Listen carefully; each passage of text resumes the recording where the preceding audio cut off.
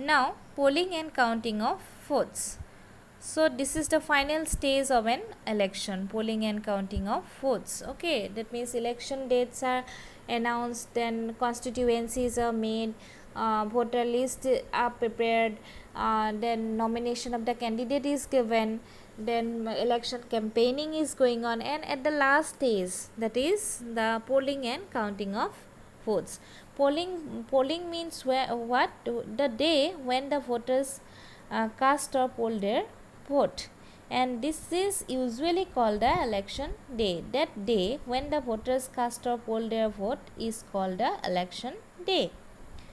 Every person who is eligible to vote, that means whose name is in the voter list, can go to the nearby polling booth, that means voting center. Okay, and these voting centers are usually situated in a local school or government office, and once the voter goes inside the polling booth, the election officials identify her. First the election officials identify her, that means the voter has to show the vote, that means voting identity card. Then after that the officers put a mark on on her finger and allow her to cast her or his vote.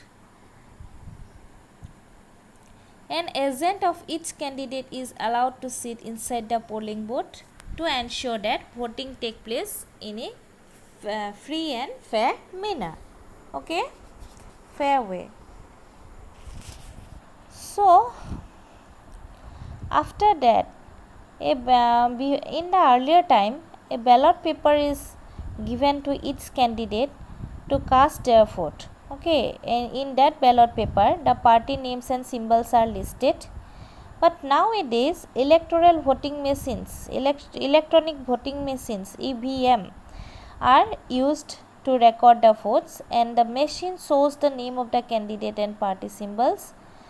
Independent candidates too have their own symbols allotted by the election commission. That means election commission gave every candidate and party some party symbols, including the independent candidates also given the party some given its own symbol. Okay, and all the voters voters have to press the button against the name of the candidate she wants to cast her vote.